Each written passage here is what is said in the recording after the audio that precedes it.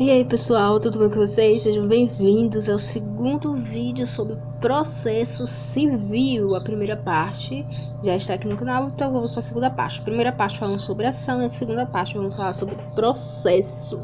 Como já dito no vídeo anterior, processo é o meio, é o instrumento utilizado pelo Estado para a realização da atividade jurisdicional. O processo ele vai ter início, meio e fim, e o Estado está em movimento com as pessoas que procuram aí, né, essa atividade jurisdicional, certo? A natureza do processo é de relação jurídica, é uma relação sui generis, ou seja, tem seu próprio gênero, é único em sua espécie, particular, entendeu? Então é importante você saber disso aí. Temos também alguns tipos de processo.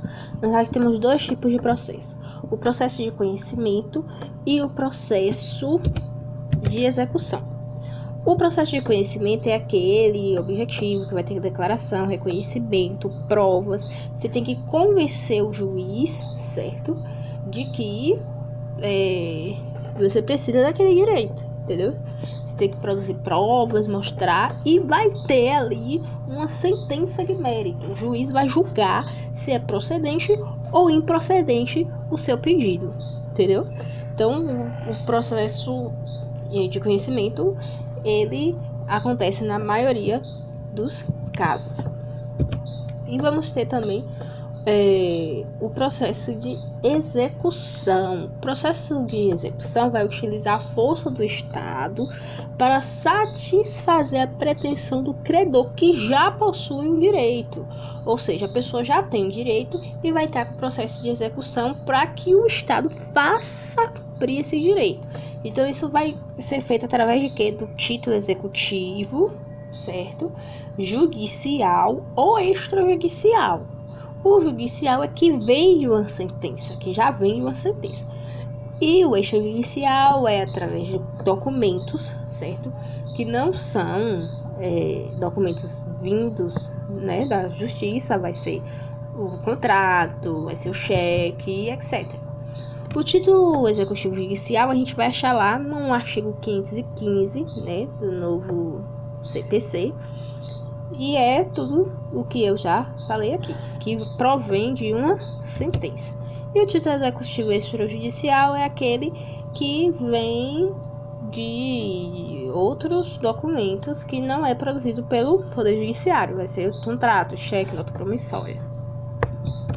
Muito fácil. Essa parte a gente vai agora para a parte de processo versus procedimento, porque uma coisa é diferente da outra, certo? O procedimento é a forma pela qual o processo se manifesta, é o rito. Como será o rito desse processo, beleza? Tá. E o processo em si é o meio que o Estado utiliza para a realização da atividade jurisdicional. Tô até cansado de saber. Um exemplo muito simples de se ver aí, diferença entre procedimento e processo, é que existem dois tipos de processo com procedimentos diferentes, que é o processo de conhecimento e o processo de execução. Tem procedimentos diferentes, isso é nítido, né? Então, já que a gente já sabe tudo isso, vamos lá para os tipos de procedimento no processo civil, certo? O primeiro tipo é o procedimento comum ordinário, que vai ser observado nas causas em geral, certo? Se não há nenhuma previsão específica, ele vai ser um procedimento de rito comum, ok? Agora, se haver algum procedimento específico, aí vai ser o procedimento especial, como o próprio nome já diz, vão ter regras lá especificando a sua tramitação. A gente vai achar aí no Código de Defesa do Consumidor e na legislação extravagante alguns procedimentos que são especiais, são peculiaridades daquele processo, beleza? Muito simples também, é muito fácil lembrar isso, ó. processo comum ordinário, são a maioria das causas, certo? Não tem nenhuma previsão específica, certo? Já o procedimento especial tem especificações, regras que precisam ser cumpridas, beleza? Agora vamos falar sobre os pressupostos processuais.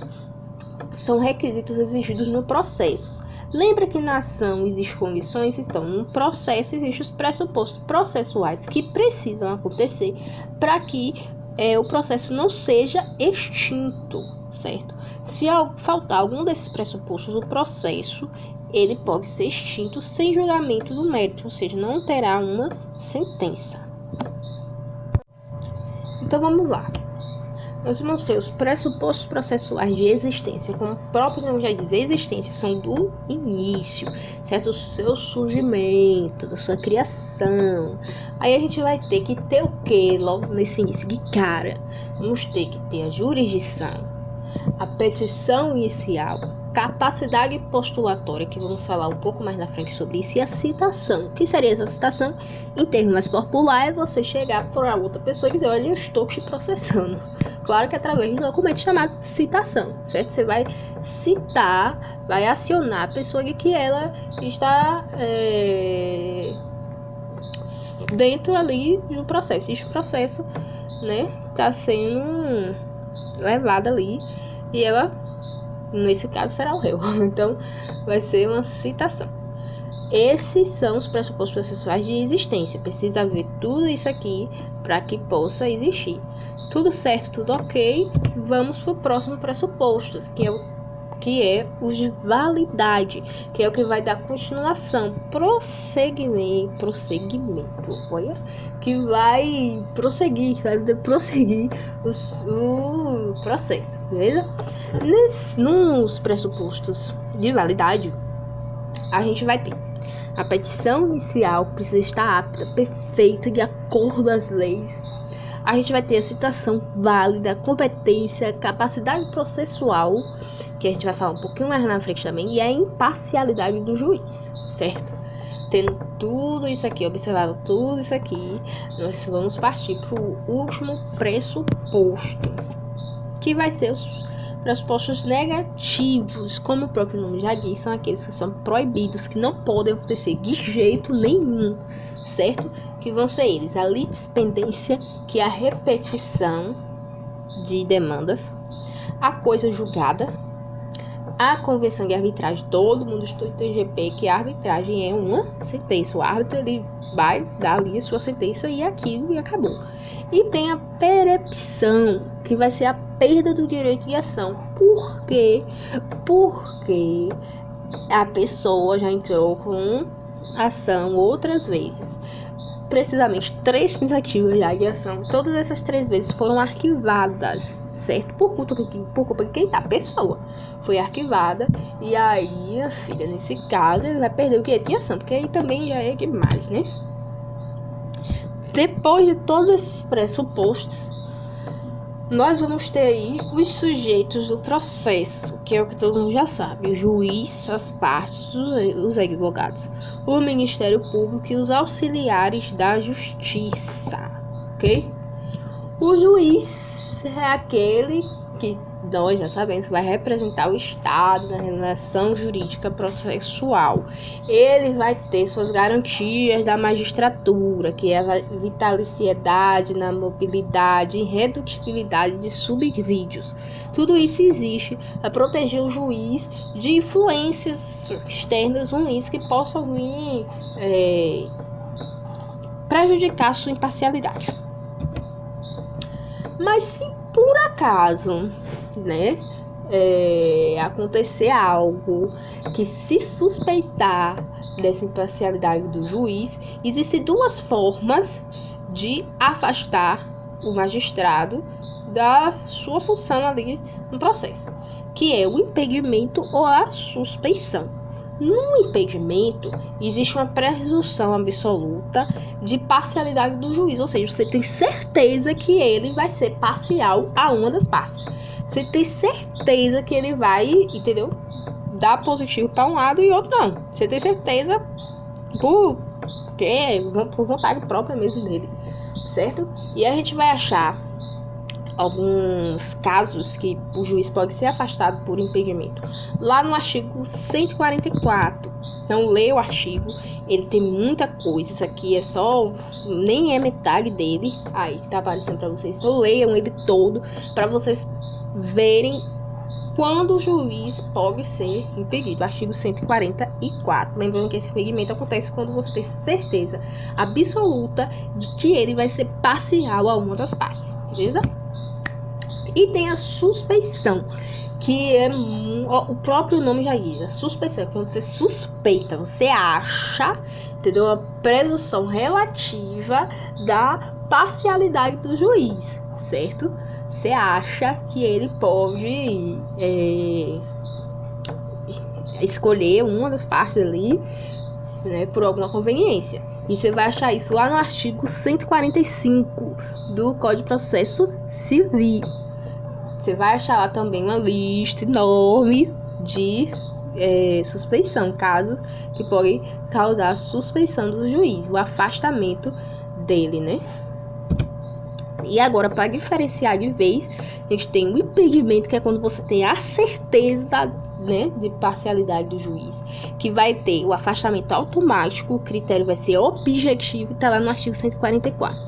E você tem a suspeição, que é uma presunção, é um acho, talvez, né, ele possa ter essa parcialidade aí, e ele vai ter um possível afastamento, o critério é subjetivo e está no artigo 145. Muito fácil essa parte, muito fácil de compreender. Agora vamos para as partes. As partes a gente já falou um pouquinho, né, no vídeo passado, que é aquelas pessoas que ficam no polo ativo, no polo passivo. Quem fica no polo ativo é o autor, quem fica no polo passivo é o réu, certo? A parte autora, certo? É aquela que postula algo em juízo, enquanto a parte é aquela contra quem há algo está sendo postulado ali, né?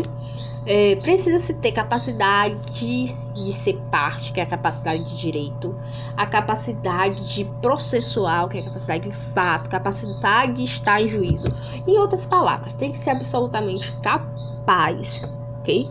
Para poder estar ali no processo.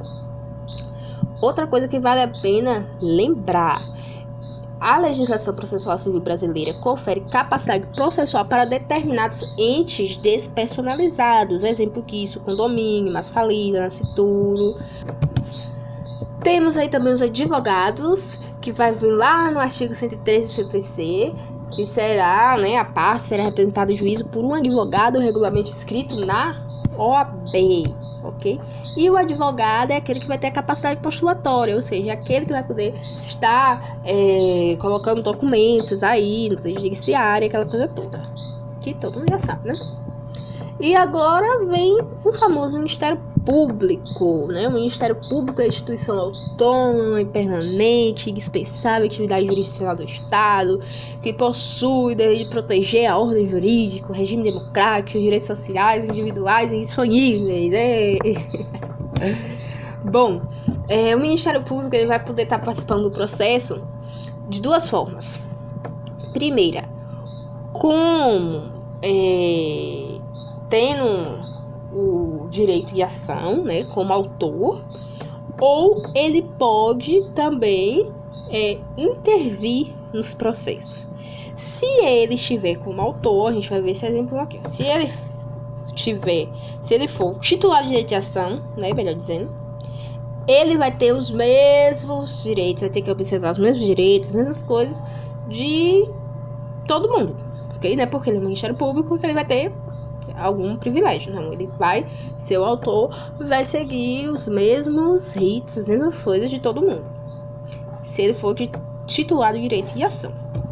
Se por acaso ele estiver como um órgão interveniente, né, intervir, ele vai ser ele vai dar uma opinião, certo, ao juiz. O juiz precisa, ele é obrigado a ouvir a opinião do Ministério Público, mas não precisa acatar o seu parecer, entendeu? Ele vai ouvir o que o Ministério Público tem a dizer, mas não é obrigado a acatar, né, o que o Ministério Público falar. Então é muito simples, muito fácil essa diferença. Quando ele é titulado de direito de ação, ele age como autor, seguindo as mesmas regras de todo mundo. Quando ele é interveniente, ele vai dar uma opinião e o juiz tem que ouvir, mas não é obrigado a seguir o seu parecer, beleza? Temos aí também os auxiliares da justiça, que são aquelas pessoas que trabalham lá dentro, auxiliando, né, o magistrado, com documentação e coisa e tal. Um exemplo disso são os oficiais de justiça, certo? É um dos exemplos. Existem vários trabalhadores que auxiliam a justiça. Existem aqueles que são temporários, existem aqueles que são permanentes, que são os concursados, que é muito simples, muito fácil, todo mundo já sabe. Vamos falar sobre representação processual. Ocorre a representação processual quando alguém postula direito alheio, certo? Um exemplo disso é o síndico de um condomínio, quando vai representar, quando vai requerer direito de outras pessoas. Outro exemplo disso é sindicato, né? Sindicato, trabalhador rural, sindicato, trabalhador isso, aquilo, que também tem essa representação processual. A gente vai ver mais casos de representação lá no artigo 75. Importante ler um artigo que vem trazendo ali muitas coisas, então leiam artigo 75, que vai falar sobre a representação legal. Vamos falar aqui também da regularização da representação processual. Essa regularização, ela ocorre quando há incapacidade ou irregularidade de representação.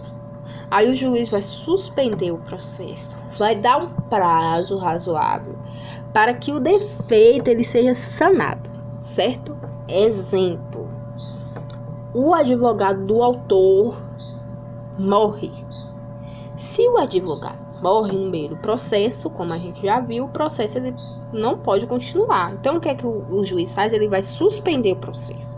Vai falar para o autor, ele procure outro advogado em 15 dias. Porque sem advogado, o processo não pode dar continuidade. Por quê? Porque o advogado que possui capacidade postulatória. Então, ele vai dar 15 dias para o autor procurar um novo advogado. Se por acaso esse autor ele não sanar esse problema, ele não procurar um outro advogado em 15 dias, vai ter uma extinção, vai ser extinto o processo sem julgamento do mérito, certo? Vai ser extinto porque se o autor não sanar o defeito é porque ele não está interessado. Então vai ser extinto, não vai ter julgamento e acabou. Agora, se por acaso for o advogado do réu e o réu, nesse prazo, também é dado um prazo e tal, para que ele conseguir, ele não conseguir, vai ser decretado a revelia, certo? A revelia é a rebeldia e todo mundo já sabe. E nós temos aí um terceiro caso, que é: se a providência couber o terceiro que ingressou no processo que já estava em andamento, o mesmo será excluído da demanda, caso esteja ocupando o polo ativo, ou terá decretado a sua revelia, caso esteja ocupando o passivo. Um terceiro integrante é, por exemplo, um trabalhador, entra com uma ação e o sindicato fica sabendo dessa ação, acha que é interessante e quer participar aí também desse processo. Aí vai participar também do processo. Porém, se por acaso esse sindicato tiver algum problema e não resolver, o juiz dá o prazo, não resolver, ele será excluído do processo. O processo continua para o outro, mas para ele, que é o terceiro que entrou depois, o processo é excluído. E assim também para o réu. Muito fácil de se entender, não tem complicação isso aqui, galera. Vamos falar aqui sobre substituição processual. Ocorre quando alguém postula direito alheio em nome próprio.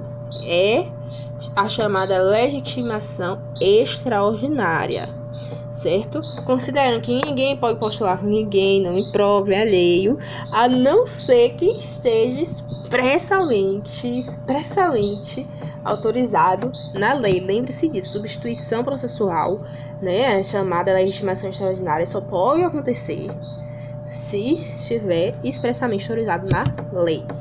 E a sucessão processual, certo? Que é uma verdadeira substituição da parte na relação jurídica. O sujeito deixará o processo para dar lugar a outro. O sucessor passará a ser titulado dos direitos e deveres que antes pertenciam ao sucedido e, por tal razão mesmo, postular direito próprio em nome próprio, já que é ele que vai estar lá agora, né, respondendo. A sucessão poderá ocorrer nas modalidades de intervivos ou causa mortis. Muito simples também essa questão. Creio que todas essas questões de processo civil, elas são simples, não tem nenhuma dificuldade, certo? Isso aqui é o resumo de tudo, mas procurem estudar pelo código, ok? Pelo Código de Processo Civil, que fica tudo bem mais claro, bem mais objetivo. E boa sorte a todo mundo, né, nessa prova, nesse semestre. E o próximo vídeo nosso vai ser sobre contratos, então fique atento que vamos estar postando aqui amanhã o nosso vídeo sobre contratos. Beijos, galera, não se esquece de se inscrever no canal.